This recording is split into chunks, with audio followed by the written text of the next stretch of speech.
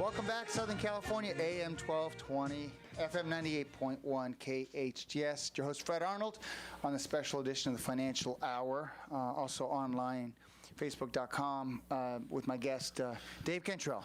Hello, everybody. Glad to be here. Thanks very much for listening. Yeah, absolutely. So, you know one of my favorite topics right now, right? I know one of your favorite topics is COC. College of Canyons. Dang right. That's right. And we got John Milburn. John Milburn, welcome to the show.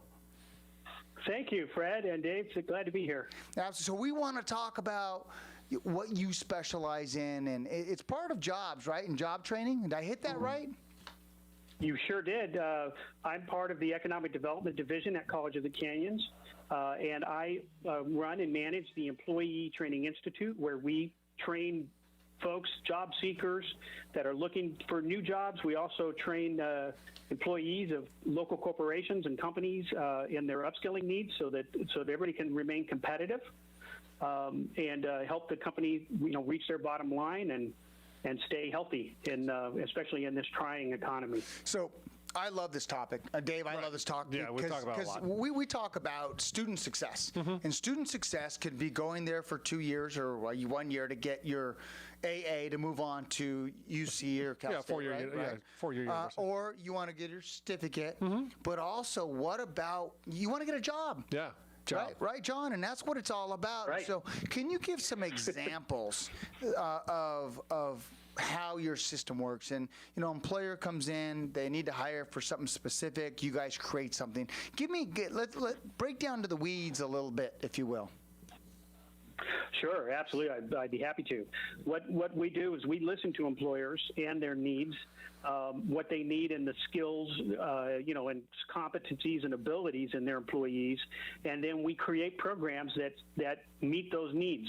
In the Employee Training Institute, we're known as and in government, this is crazy, we're known as rapid response. Mm-hmm. We respond quickly to employers' needs. So, I'm in the process of putting together programs all the time that be responsive to what's happening out there. So we really listen to employers when we get a good sense of what they need. If we don't already have that program, we start to put the program together. We customize one, and we can do, we run training programs where we take those students and others in the marketplace that are looking for a good job, and maybe they're looking for a career change and they want to get started in a different industry, and we put together the funding to do that and the training program with top-notch instructors that are subject matter experts in their field. And we construct those programs and do recruiting, and then we also help on the back end, Fred, with job placement, where we convene employers and let them interview our candidates, and they get the first pick to hire those especially good candidates. In addition to that too, we help candidates with their resume and their interviewing skills, just about everything that they might need to get that next job. That's awesome, John. This is Dave here. And so, real quick question. So you said that you meet with employers. How often do you guys meet with the employers? Is it like an annual thing, or how often are you meeting with them to find out what the needs are? I meet regularly, one-on-one with employers many times in pre-COVID, of course, we did a lot of face-to-face meetings. Right. Now a lot of Zoom and telephone calls, and we've always done those, of course, emails. So we meet with employers one-on-one. We also meet with groups of employers or associations to learn there. We also attend, Santa Clarita is really good about having events, like the Outlook conference coming up that the Economic Development Corporation is having, and different events. Our college, our chancellor is always trying to convene employers to find out what they need. And so we are, connected with all the different groups in town and in the region to find out what employers need from various, wherever we can get that information. And of course, we look at the research, and we're conducting, we're planning a survey that we're going to send out soon, another survey to employers to find out those as things have changed in this new economy that we're in, this new environment, how do we respond? How do we help employers find the right people now that things have kind of changed?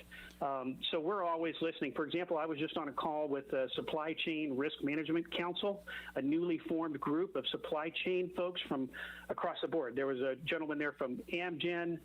There were manufacturers on there and others that are talking about how are they getting the goods in and out, and how are they managing the flow of things and what's happening in their companies.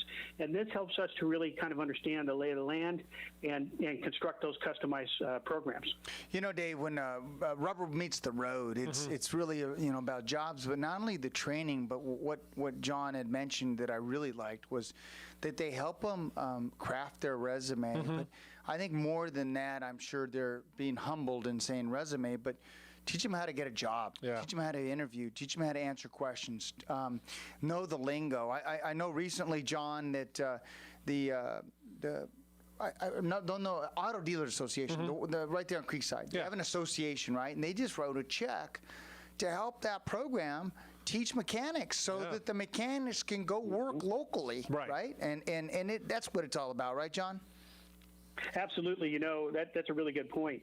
I generally say to the groups of trainees or students that we have, a lot of times it takes a different set of skills to get the job than it does to keep the job and do a good, you have to have your skills to keep the job and do good work. And we train you in that. But what about getting that job? What about getting through that interview? What about impressing that employer in a way that they say, this is the person I want to hire?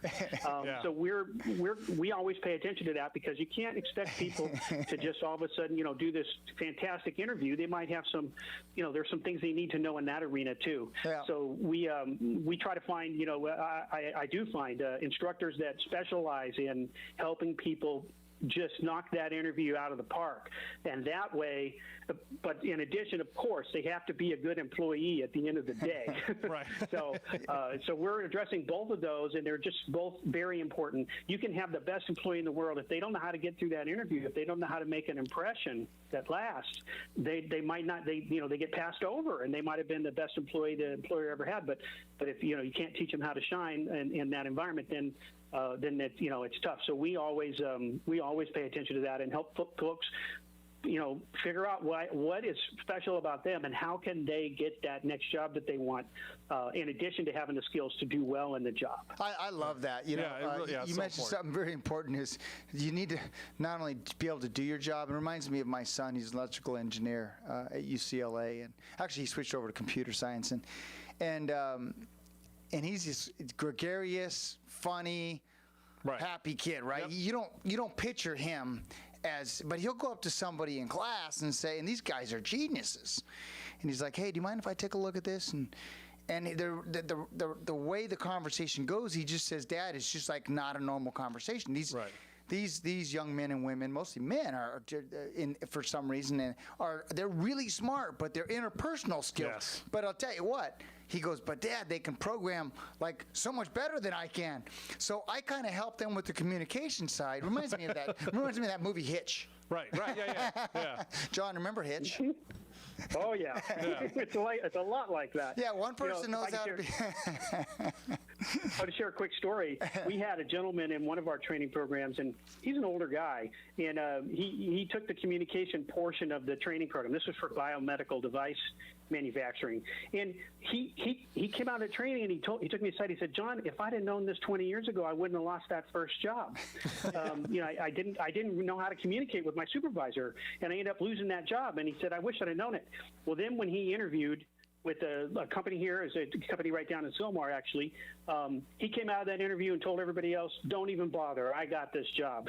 And sure enough, he did. Yeah. And I'll tell you, it ended with stock options as well, because that was a startup. Yeah. And so it was just a life-changing experience for that gentleman, and that's the kind of thing we strive for every day. I love it. As awesome. I said, Dave, it's world-class. We have a world-class community college that's continuously striving to be better. And not only is it just the faculty, it's the adjuncts, Right. it's the parents that send their kids there. You know, I know there's criticism that it's just, it's a junior college. No, it's a It's community not, yeah. college It's much more than that. that is best in its class. Yeah. And because of people like John. So, John, those want to go online, canyons.org, correct, and find out more info? Yes, they just scroll right down after it's canyons.edu. Oh, there we go. And then they scroll down and they'll see economic development there as part of the community support, and they takes them right to our website. Yep. And we're just excited to talk with employers and employees, and as I said earlier, folks looking for jobs.